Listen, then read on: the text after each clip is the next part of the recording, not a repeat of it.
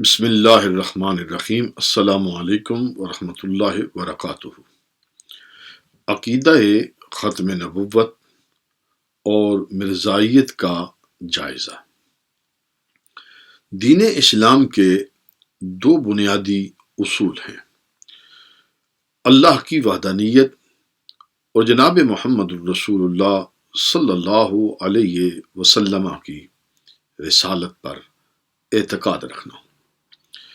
اسلام نے بنی آدم کو بتایا کہ اصل مستحق کے عبادت کون و مقام کا پروردگار، خالق حقیقی، مالک حقیقی صرف اور صرف اللہ کی ذات ہے۔ امام الانبیاء صلی اللہ علیہ وسلم اس کے آخری رسول ہیں، اور جو ضابطہ حیات آپ صلی اللہ علیہ وسلم نے دنیا کے سامنے کتاب اللہ وحی الہی کے ذریعے پیش کیا، وہی صحیح اور درست ہے، اور انسانی کامیابی، انسان کی فلاح اسی میں ہے کہ وہ اس پر عمل کرے۔ تاریخ کے مطالعے سے یہ ہمیں پتہ چلتا ہے کہ مسلمانوں کے عروج ظاہری و باطنی،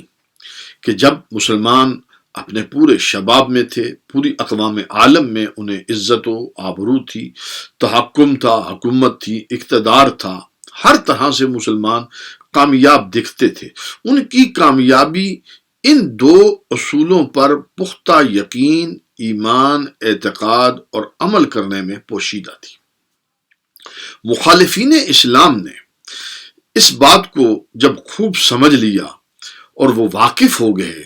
کہ یہ ہیں وہ دو اصول کہ جن پر مسلمان اور اسلام کی پوری عمارت کھڑی ہے، تو انہوں نے اس کو، ان ہی دو اصولوں کو ہدف بنانے کا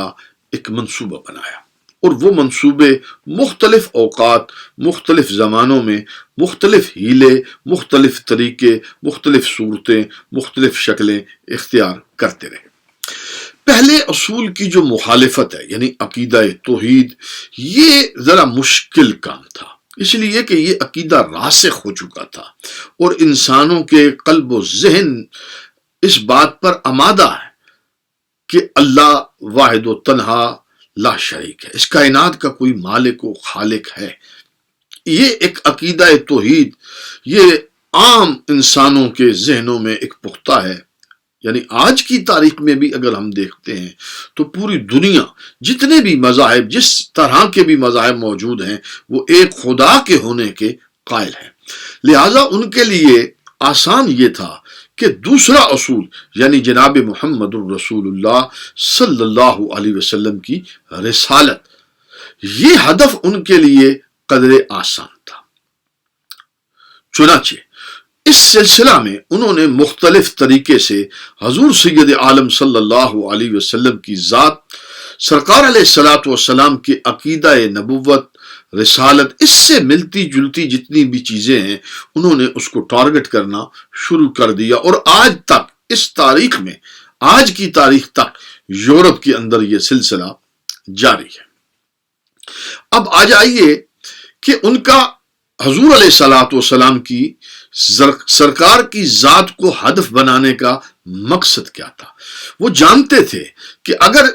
اس اصول پر، یعنی عقیدہ رسالت پر اگر ہم ضرب لگا دیتے ہیں، مقام نبوت پر اگر ہم ضرب لگا دیتے ہیں، اور مقام رسالت کو اگر ہم مشکوک کر دیتے ہیں، تو جو پہلا اصول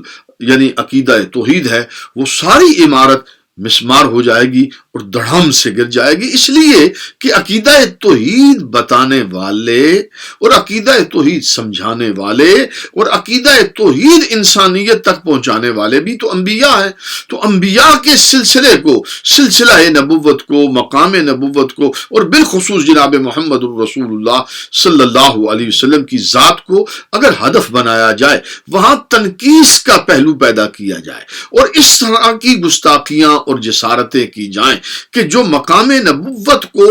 اس مقام یعنی جو لوگوں کے دلوں میں ہے، لوگوں کے ذہنوں میں ہے، اس سے گرایا جائے۔ تو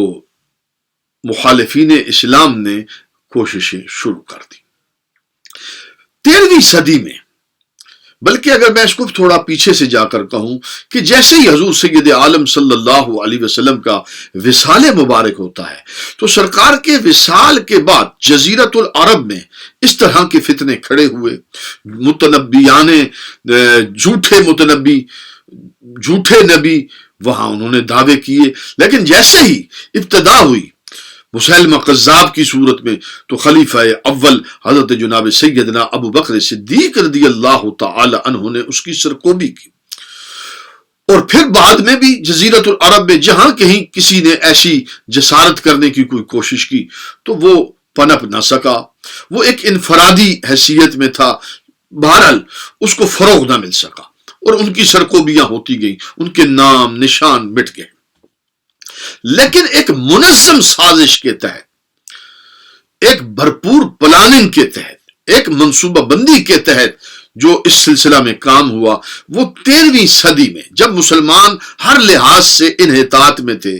زوال میں تھے۔ آپ جانتے ہیں کہ 1857 کی جنگ آزادی کے اس سارے پیریڈ میں مسلمانوں کے اندر تقسیم تھی، مسلمانوں کے اندر تفرقہ تھا، مسلمان مادی وسائل میں بہت زیادہ کمزور ہو چکے تھے، اور بالخصوص پاک و ہند آج کا جو جغرافیہ ہے جسے بر صغیر ہم کہیں، ہندوستان غیر منقسم ہندوستان کہیں، تو وہاں کے مسلمانوں کی حالت بہت ناگفتہ بے تھی، پسپا تھی ہر اعتبار سے، ہم جہت انداز سے۔ تاریخ کا جو طالب علم ہے وہ اس بات سے بخوبی واقف ہے۔ تو ان حالات میں اس وقت جو کوشش ہوئی، ایک گروہ تیار کیا گیا، ایک کلٹ بنایا گیا، ایک شخص کو کھڑا کیا گیا، اس کی مدد کی گئی، اس کو سپورٹ کی گئی، اس کے ساتھ ہر طرح کا تعاون کیا گیا، اور اس نے اس عقیدہ رسالت پر ایک ضرب لگائی۔ اور مسلمانوں کا وہ عقیدہ جس پر پورا دین کھڑا ہے، پورا اسلام کھڑا ہے، پورے اسلام کی عمارت جس پر کھڑی ہے کہ محمد الرسول اللہ صلی اللہ علیہ وسلم آخری نبی ہے، کتاب اللہ یعنی قرآن مجید اللہ کی آخری کتاب ہے، آخری وحی ہے، اس کتاب کے بعد اب وحی کا دروازہ بند، حضور سید عالم صلی اللہ علیہ وسلم کی ذات کے بعد نبوت کا دروازہ بند، رسالت کا دروازہ بند۔ یہ وہ بنیادی عقیدہ تھا، اس عقیدے پر ضرب لگائے۔ اب اس کا جو طریقہ کار اختیار کیا گیا، جو راستہ بنایا گیا، جو پلاننگ کی گئی، جو سکرپٹ تیار کیا گیا، میں انشاءاللہ وہ آپ کو اپنے اگلے بیان میں آپ کی خدمت میں پیش کروں گا۔ تب تک کے لیے اجازت، والسلام علیکم ورحمۃ اللہ وبرکاتہ۔